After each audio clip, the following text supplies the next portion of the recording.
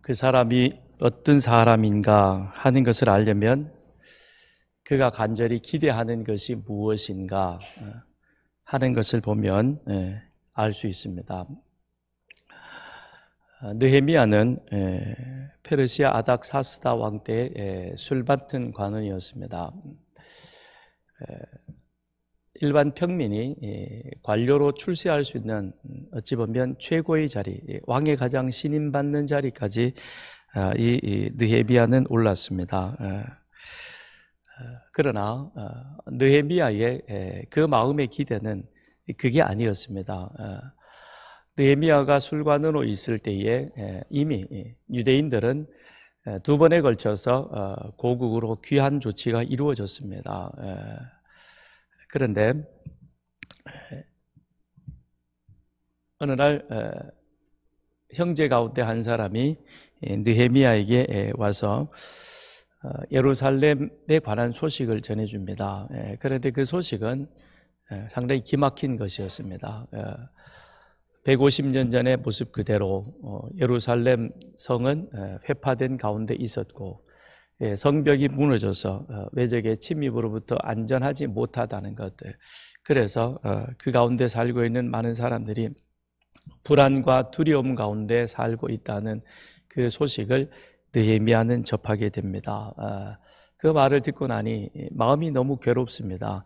그래서 그는 수일 동안 슬퍼하며 하늘의 하나님 앞에 기도하였다라고, 금식하며 기도하였다라고 그렇게 성경은 말씀하고 있습니다.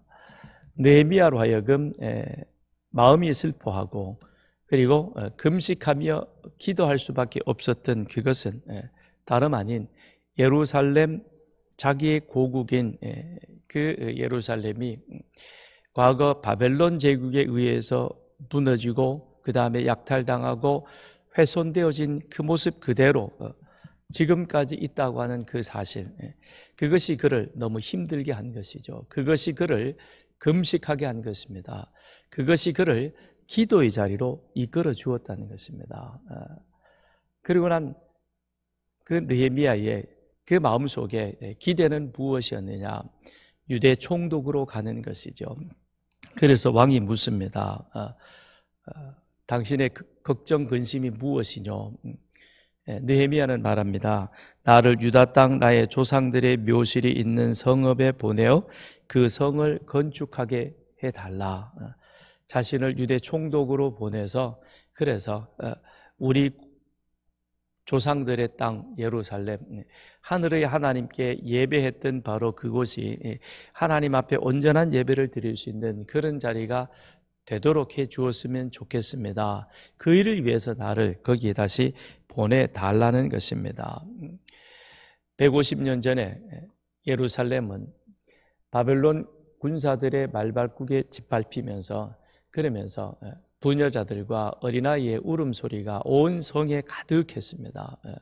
그런데 그 모습 그대로 지금이 오고 있으니까 느헤미야의 마음이 너무 아픈 것이죠. 유대 총독으로 간 느헤미야는 53일 만에 하나님의 꿈, 하나님께서 예레미야의 입을 통해서 애가를 통해서 짓게 했던 그 가슴 아픈 그런 상황이 이제는 성벽이 재건되어짐으로 말미암아 그 안에 다시금 부녀자들과 어린아이의 웃음소리로 가득한, 150년 전에는 울음이 가득했는데 150년이 지난 지금에 와서는 웃음이 가득한 그렇게 모습이 바꾸어진 것이죠. 그것이 느헤미야의 꿈이었다라는 것입니다. 부녀자들과 어린아이들이 함께 같이 기뻐함으로 말미암아 하나님이 즐거워하는 것, 이것이 느헤미야의 기대와 소망이었던 것입니다. 그 사람의 기대와 그 사람의 소망이 그의 삶을 규정합니다. 만약 우리가 천박한 것을 기대하고 소망하고 산다면 우리의 삶도 그렇게 될 것입니다. 죄악된 것을 기대하고 계획하고 산다면 비참한 삶이 될 것입니다. 공허하고 무가치한 것들에 소망하며 그것을 쫓아 살아간다면 우리의 인생은 허무하게 끝이 나고 말 것입니다. 이것이 인간의 지금까지 숱한 사람들이 그렇게 살아왔던 삶의 역사입니다. 우리는 그걸 보면서도 똑같은 길을 가려고 하는 것입니다. 그러나 느헤미야의 기대와 소망이, 오늘 본문의 바울의 기대와 소망이 오늘 여러분과 저의 기대와 소망이 되기를 바랍니다. 느헤미야는 존귀하고 거룩하고 영원한 것을 간절히 기대하고 소망하였습니다. 그리고 그를 위하여 그는 기도하고 금식하였습니다. 그리고 자신의 주어진 지금의 현 위치, 술관원으로서 더 이상 더 나은 자리로 가려고 애쓰는 그런 모습이 아니라 그것이 디딤돌이 되어서 바로 하나님의 기대와 소망을 이루려고 하는 그 간절함이 느헤미야에게 있었던 것이요, 그것이 오늘 본문에서 바울이 빌립보 교회를 향하여 오늘 우리들을 향하여 던지는 메시지인 것이며, 여러분과 저 또한 바로 그와 같은 목적을, 기대를 가지고 그렇게 고귀하고 거룩하고 또 영광스러운 그와 같은 영생을 위한 삶으로 나아가는 우리 모두가 되기를 바랍니다. 그렇게 우리 살아보자고요. 어차피 한 번 사는 인생이고 지나온 삶은 되돌릴 수 없습니다. 그렇죠? 지나온 것 어떻게 되돌릴 거예요? 대통령이라도 못 돌립니다. 지나가면 끝나는 겁니다. 그러면 지나온 그 과거를 우리가 거울 삼아 앞으로 어떻게 살아야 될 것이냐, 이게 지혜로운 사람의 삶의 모습인 것입니다. 12절부터 14절에 보십시다. 형제들아, 내가 당한 일이 도리어 복음 전파의 진전이 된 줄을 너희가 알기를 원하노라. 이름으로 나의 매임이 그리스도 안에서 모든 시위대 안과 그 밖의 모든 사람에게 나타났으니 형제 중 다수가 나의 매임으로 말미암아 주 안에서 신뢰함으로 겁없이 하나님의 말씀을 더욱 담대히 전하게 되었느니라. 지금 바울은 죄수의 신분으로 로마에 있죠. 그런데 시위대 감옥 안에 있습니다. 이런 바울의 현재 상황을 두고 걱정하는 사람, 특별히 빌립보 교회가 많이 걱정을 하고 있습니다. 걱정도 하지만 한편 오해하고 있는 사람들도 있었죠. 그래서 지난주에 말씀드렸던 것처럼 바울이 빌립보에 있는 교인들에게 편지하게 되어진 이유도 바로 그것이었습니다. 이제 좀 더 구체적으로 그 일에 대해서 설명을 해주고 있는 것이죠. 나의 매임으로 인하여, 즉 내가 시위대 뜰에 갇혀 있는 죄수의 신분임으로 말미암아 그렇게 걱정하고 오해하는 사람들이 있다라는 것입니다. 바울의 오래된 꿈은 로마에 가는 것이었습니다. 그런데 그 자신이 죄수의 신분으로 로마에 가리라고는 꿈에도 생각지 않았을 것입니다. 그렇죠? 그러나 하나님은 그를 죄인의 신분으로 가게 했습니다. 바울이 무슨 죄를 지었을까? 죄인이라 그러니까 거기에 대해서는 수많은 억척이 있었을 것입니다. 그러면서 이제 바울의 시대는 끝났다. 바울이 감옥에 갇혀서 더 이상 뭘 할 수 있겠느냐? 복음도 이제는 끝이 난 것 아니냐? 그러면서 낙심하고 실망하는 그와 같은 사람들도 없지 않아 있었을 것입니다. 그런 사람들을 향하여 바울은 말합니다. 내가 당한 일로 인하여 도리어 복음 전파의 진전이 이루어졌다는 것입니다. 이게 하나님의 신비한 역사라고 하는 것이죠. 왜 그러는가? 시위대는 로마 제국 황제의 근위병입니다. 그래서 로마의 최고 가는 군사들이 거기에 포진해 있는 것이죠. 그래서 그들은 로마 황제의 가족이나 그 다음에 고위 관료들, 그들을 이렇게 안전을 책임져 주는 그와 같은 군인들로 구성된 친위대인 것입니다. 그런데 이 친위대, 시위대 군인들이 매일같이 시간을 정해서 돌아가면서 교대 근무로 바울을 지키는 겁니다. 그러니까 바울은 그들에 의해서 24시간 감시를 당하고 있는 것 같지만 한편 그걸 바꿔놓고 생각하면 매일같이 새로운 사람을 만날 수 있는 좋은 기회가 됩니다. 그것도 가장 권력의 핵심에 중앙에 있는 사람들에게. 내가 로마 시위대 군인 한 사람에게 복음을 전했습니다. 그가 예수를 믿습니다. 그러면 그가 가서 또 그가 맡아서 감당하는 사람, 그 사람이 황제의 가족이든 고위 관료의 가족이든 또는 관련된 자기의 가족이든 누구에게든지 가서 복음을 전하지 않겠습니까? 그렇잖아요. 그러니까 바울은 자기는 지금 시위대 안에 갇혀 있는 그와 같은 죄수의 신분으로 전혀 움직일 수 없지만, 그런데 놀라운 것은 계속해서 자기 앞으로는 새로운 전도 대상자가 지나가는 겁니다. 예. 예. 그것도 몇 시간씩 같이 앉아가지고 있으니 무슨 얘기 하겠어요? 내가 말이지, 그러면서 고린도에 있었던 일, 그 다음에 여기 오면서 바다 위에서 당했던 일이라든지 뭐 여러 가지 일들이 참 많습니다. 그런데 그와 같은 일들을 통해서 바울은 뭘 전합니까? 예수 십자가 복음을 그들에게 전하는 것이죠. 그러니까 상황은 여러 가지이지만 결론은 예수 십자가 복음, 그 복음을 시위대 군인들에게 바울은 전하게 되는 겁니다. 하나님의 섭리인 것이죠. 바로가 히브리 민족들이 번성해 가는 것을 보면서 장차 그대로 두면 저 사람들이 우리의 큰 근심거리가 될 수 있겠다. 그래서 산하 제한 정책, 인구 조절 정책을 쓰기 시작합니다. 그래서 남자아이가 태어나면 전부 어디 갖다 버리라? 나일강에 갖다 버리라 그러죠. 그죠?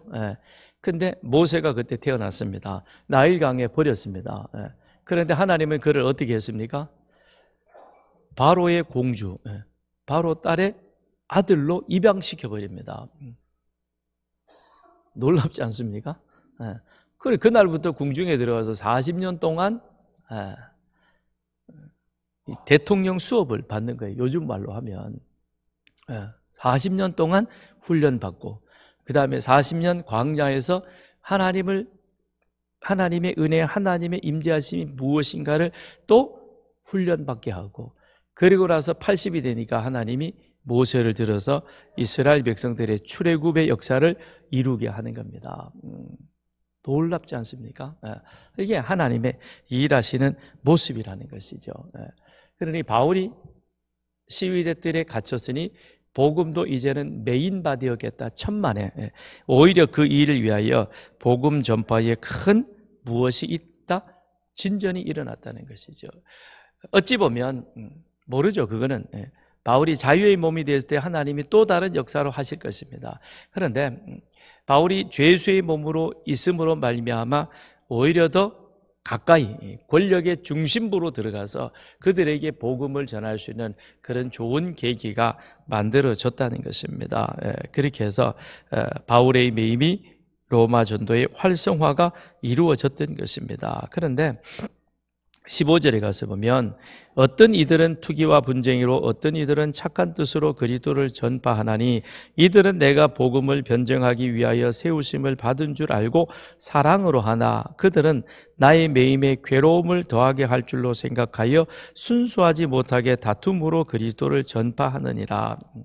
그러니까 바울은 지금 로마 시위대들에 갇혀가지고 거기에서 지금 시위대 군사들에게 복음을 전하고 있습니다. 또 찾아오는 사람들에게도 복음을 전하는 것입니다.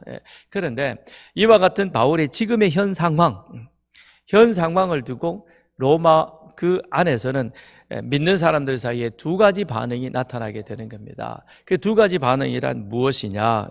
어떤 이들은 착한 뜻으로, 그래서 이들은 내가 복음을 변증하기 위하여 세우심을 받은 줄 알고 사랑으로 열심히 주의 복음을 전하는 그와 같은 사람들이 있었다는 것입니다. 그래서 오히려 더 바울이 지금 저렇게 죄수의 신분임에도 불구하고 거기에 지금 구애받지 아니하고 힘있게 복음을 전하는데, 그런데 우리는 이렇게 바깥에 있으면서 자유하게 살아가면서 우리가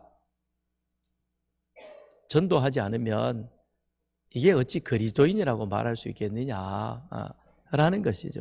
그래서 그들은 어떻게 합니까? 겁없이 예수 십자가 복음을 전했다는 것입니다. 바울이 전하니까 우리도 열심히 전해야 되지 않겠느냐. 이것이 앞에서 나타난 착한 뜻으로 겁없이 예수 십자가 복음을 전하는 모습이었습니다. 그런가 하면 지난 시간에 제가 잠시 말씀드렸던 것처럼 어떤 이들은 투기와 분쟁으로 바울을 복음의 동력자로 생각하는 것이 아니라 표현이 그런데요, 동종업계의 경쟁자로 생각하는 거예요. 그러니까 로마 교회가 언제 복음이 전해진지는 정확하게 알 수는 없지만 아마도 예수님 십자가 사건, 오순절 성령 강림이 있고 난 이후에 거기를 왔다 갔던 사람들에 의해서 예루살렘에도 로마에도 교회가 세워졌을 것이다. 그 이후로 교회가 세워지면서 그 안에 교회 안에 여러 가지 어떤 조직들이 있게 되겠죠. 그런데 그 조직원이라 그러니까 표현이 그런데요. 그 안에 교회 조직 체계 속의 리더들 가운데에서는 바울을 경계하고 견제하는 사람들이 있었다는 겁니다. 사람의 심리라는 건 참 묘합니다. 서산에도 많은 교회가 있습니다. 우리 교단 교회도 있고요. 그 다음에 성결교, 감리교 다 있습니다. 그런데 어떤 분은 가끔 저한테 그런 얘기, 제가 물어보지도 않았는데 제가 같이 모이면 그런 얘기, 나도 장 목사님처럼 열심히 제자 훈련하고 교회 사역에 힘쓸 거다고 누가 물어봤어요? 자기는 자기 일대로 열심히 하면 되죠. 굳이 장 목사님처럼이라고 얘기할 필요는 뭐가 있어요? 저는 제가 할 수 있는 그와 같은 일을 우리 교회 안에서 할 뿐인 것입니다. 그러면 하나님이 그 교회를 거기에 세워서 그를 보냈다면 거기에 합당한 일을 하라고 하나님이 보낸 겁니다. 그럼 하나님 앞에 기도하고 하나님의 뜻이 무엇인가를 알아 그 일을 열심히 하면 되는 겁니다. 근데 지금 로마 교회 안에 이런 어떤 경쟁 구도가 만들어졌다는 겁니다. 그래서 투기와 분쟁으로 바울을 동력자로 생각을 해야지 바울을 우리 같은 동종업계의 경쟁자이다. 그러니 네가 잘하나 내가 잘하느냐 한번 경쟁해보자.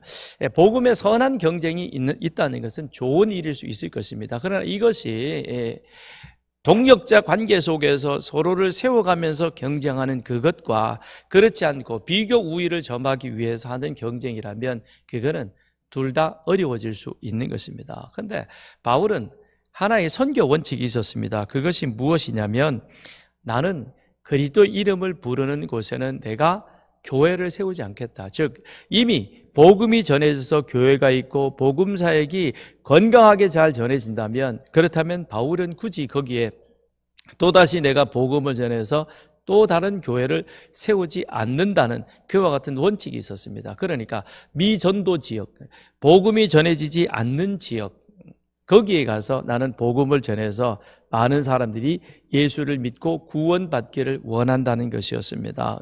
그런 목적으로 바울은 성령의 인도함을 따라 마게도니아 지역을 갔고 그래서 빌립보든 데살로니가든 아덴이든 고린도든 거기에 교회들이 세워지게 된 것이고 지금 바울이 로마에 온 것은 로마에 뭔가 교회를 세워서 자기 어떤 세력과 자기 이름을 드러내기 위한 것이 아니라 너는 가이사 앞에 서야 되겠고 로마 황제에게 복음을 전하고 로마 교회와 함께 같이 선교 동력자로 같이 함께 힘을 모아서 어디로 가려고 하는 것이 바울의 목적이었습니까? 서바나로.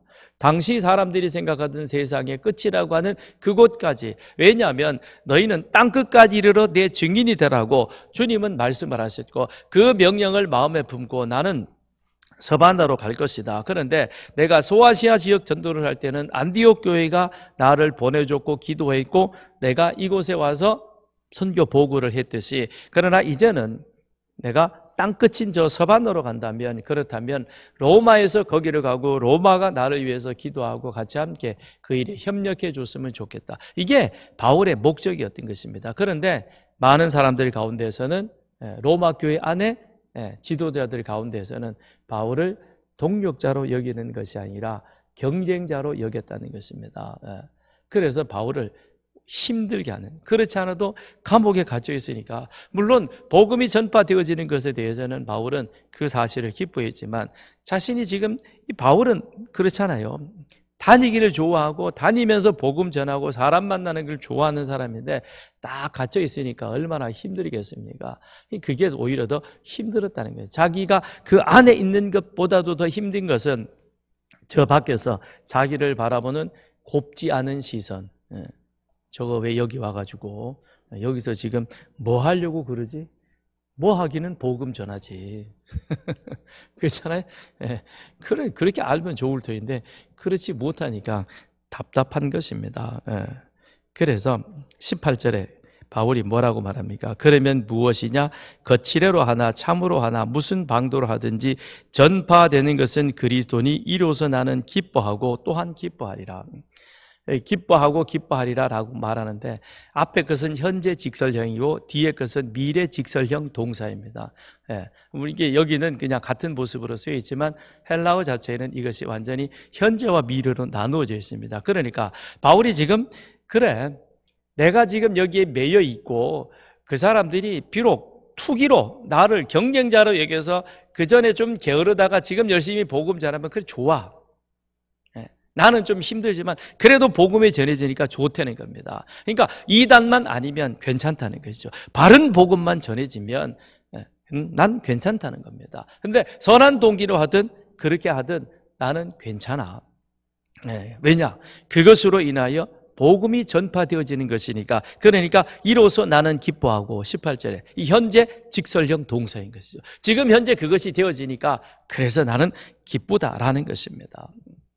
그러나 뒤에 기뻐하고는 19절하고 이제 연결되어져서 그래야 바울이 지금 다시 무슨 얘기를 하느냐. 자, 현재 지금 있는 상황은 내가 죄수의 몸으로 로마에 와서 시위대 뜰에 갇혀 있는 것으로 인하여 사람들이 걱정한다. 걱정하는 건 무엇이냐? 복음이 끝나는 것 아니냐? 천만에. 봐라. 내가 지금 매여 있지만 복음은 계속해서 진전이 이루어지고 있지 않느냐? 그 가운데 이런저런 일들이 있어서 내가 지금 힘든 그런 부분도 있다. 한편 바울이 그와 같은 상황으로 인하여 오해하는 사람도 있었죠. 바울이 뭔 잘못해서 지금 저렇게 된 것 아니냐. 그래 맞아. 만일 내가 잘못되어졌다면 내가 무슨 흠결이 많다면 하나님께서 로마에서도 계속해서 복음을 전할 수 있게 했느냐? 아닐 것이라는 겁니다.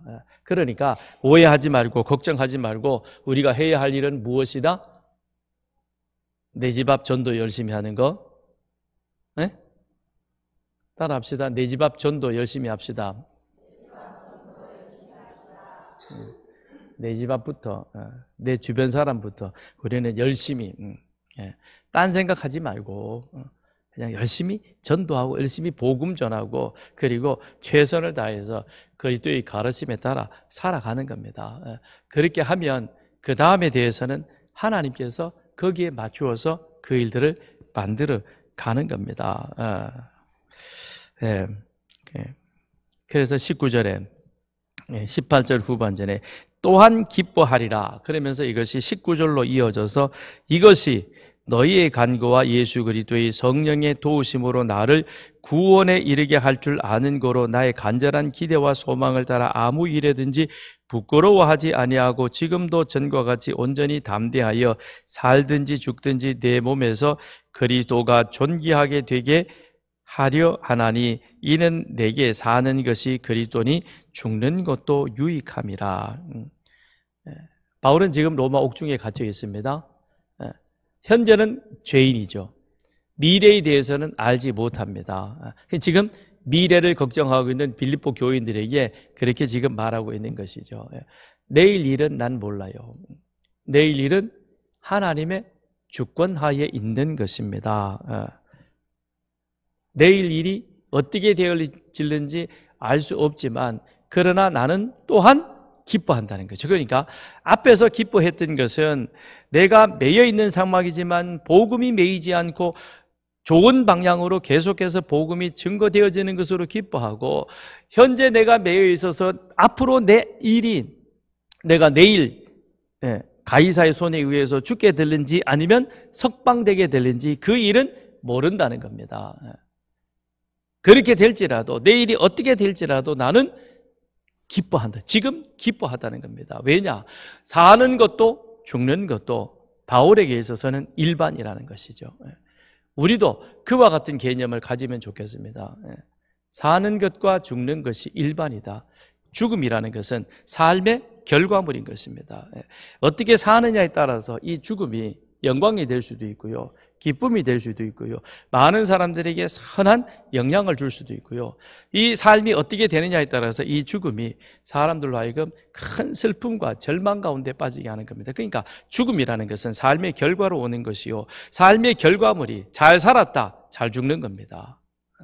잘 죽는 것은 잘 살아온 결과인 거죠. 그러니까 바울은 삶과 죽음을 분리시켜서 생각하는 것이 아니라, 그래서 내게 사는 것은 그리스도니 나는 죽는 것도 유익하다. 사느냐 죽느냐 이게 중요한 문제가 아니라 지금 내가 어떻게 그리스도에 합당한 삶을 살아가고 있느냐, 그렇게 살아가다 보면 그것은 죽음으로 연결되는 것이고, 그 죽는 것은 세상이 말하는 영원한 끝이 아니라 다시금 영원한 세계로 나아가는 그와 같은 또 다른 하나의 관문으로 들어가는 길이요, 그건 바로 하나님의 영혼과 잇대어져 나아가는 길이기에, 그러기에 바울은 그 부분에 대해서 염려하지 않는다는 것입니다. 그러므로 나는 기뻐한다. 왜냐? 지금 사는 것도 이미 내가 구원의 자리에 이루어지는 것이요, 다음에 죽는 그것도 또한 이 구원이 그 안에서 연속이 되어져서 그리스도의 영원한 생명 안에 하나님의 영원한 생명으로 나아가는 길이니까 이 또한 구원의 완성이기에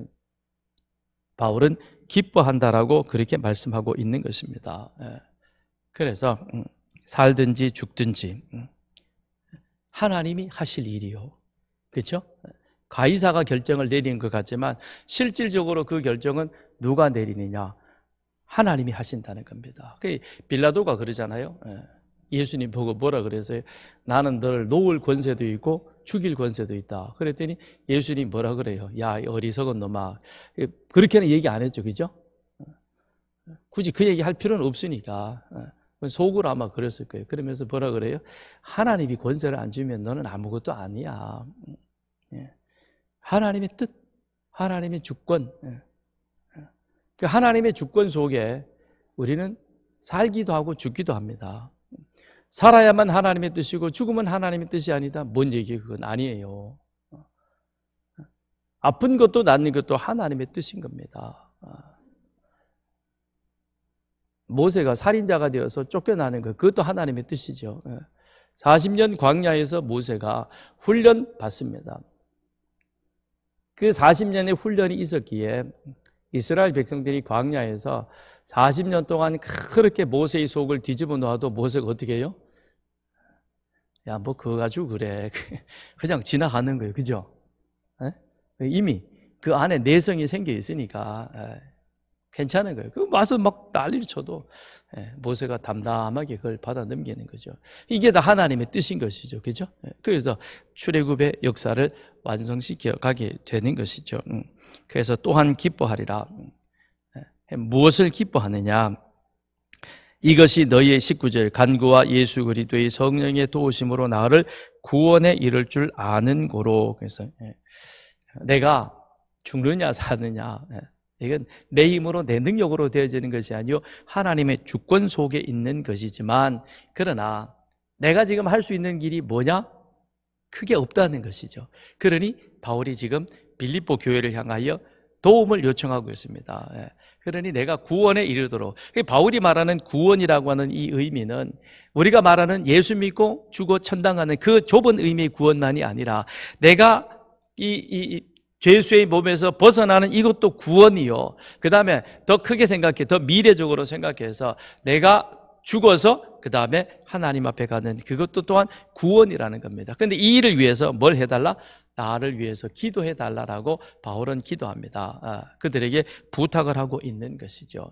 그래서 신앙이라는 것은 그래요. 우리 믿음이라는 것이 나 혼자만 잘 믿는다고 해서 되어지지 않습니다. 사람은 사람인 자가 되잖아요. 그죠? 한문으로 보면. 내가 쓰지만 옆에 누군가 받쳐줘야 되는 겁니다. 때로는 누군가가 나를 받쳐줘야 되고, 때로는 내가 누군가의 버팀목이 되어줘야 되고, 그래서 부부가 같이 함께 신앙생활에 힘이 되어지는 것이고, 가족이, 그 다음에 가정교회가 같이 모여가지고 서로 은혜를 나누다 보면 우리 집에만 이런 일이 있는 줄 알았는데 알고 보니까 저 집에는 우리 집보다 더 심각한 일이 있어요. 그죠? 근데도 저분은 항상 웃는 모습으로 오는 거예요. 그게 나에게 위로가 되죠. 그래서 내가 너무 아직도 어리구나. 내가 좀 더 커야 되겠구나. 그래서 더 말씀을, 기도를 사모하게 되는 것이죠. 그러므로 이것이 필요한 것입니다. 그래서 이 교회 공동체라는 것이 이 안에는 이런저런 여러 가지 일들이 많아요. 목욕탕 가면 별 사람 다 오잖아요. 그렇죠? 좀 깨끗한 사람도 오지만 좀 지저분한 사람도 오고, 하여간 좀 이렇게 피부에 좀 그런 사람도 있고 안 그런 사람도 있고 다 그렇잖아요. 그죠? 예? 목욕탕에 안 가세요? 가면 별의별 사람들이 다 목욕탕에 옵니다. 근데 다 와서 다 씻고 다 깨끗하게 가죠. 이 교회 안에도 그래요. 건강하고 건전하고 바른 생각을 가진 사람이 있는가 하면 약간 삐딱한 생각을 갖고 있는 사람도 있고요. 아직도 세상 때가 완전히 안 벗겨져 가지고 그저 기회만 되면 세상 이걸 갖다고 하려고 하는 사람도 있고요. 별의별 사람들이 여기 다 있습니다. 다 거룩한 천사 같다고요. 천만에. 우리는 그냥 하나님이 그냥 너 죄 안 볼게 그러고 신천으로 다 덮어놔서 다 거룩하게 보일 뿐인 것이지 우리 속은 사실은 시커멓죠. 그죠? 그렇다고 예 대답해줘요. 우리 다 그런 겁니다. 그러면서 어떻게 됩니까? 서로 부대끼고 함께 같이 어울려 지나면서 그러면서 때로는 찢고 뽑고 싸우고 그렇잖아요. 그죠? 주방에서 이러다가 안 해 그러고 그냥 지 성질 머리에 못 고쳐가지고 쫓겨가는 사람도 있고 별 사람 다 있습니다. 그렇지만 그런 가운데 어떻게 돼요? 다듬어지는 겁니다. 그래서 이 교회가 귀한 거예요. 우리 교회 왜 그래? 우리 교회만큼 좋은 교회 어디 있어요? 지난주에 한 번 딱 광고했는데 저쪽 끝에서부터 차 쫙 떼가지고 이런 교회 있어요? 없어요? 여기 있어요. 여기 서산교회. 물론 우리 노장로님이 가서 팍 하니까 그렇지만 장로님 안 가셔도 다 이제 다 거기 될 거예요. 그죠? 그런 거예요. 그러니까 우리 교회는 좋은 교회예요. 그러니까 그런 가운데도 얌체처럼 여기 갖다 대는 사람도 있어요. 그럼 봐줘요 그냥. 아직도 그런가 보다 그러면 가는 것이. 그래서 여기도 되고 저기도 되고 이 모든 것이 다 잘 되는 것이죠. 예. 그런데 바울은 나는 다메섹 도상에서 예수님을 만나고 그 이후로 지금 이 순간까지 내 안에 오직 하나의 기대가 있었다. 그건 바로 무엇이냐? 그리스도의 복음이 전파되어지는 것, 그리스도가 영광 받는 것, 이것. 그것 외에 자신은 다른 것이 없었다는 겁니다. 그래서 이를 위해 지금까지 살아왔었고, 그래서 나는 죽음도 두려워하지 않는다. 그래서 내가 지금도 전과 같이 어딥니까?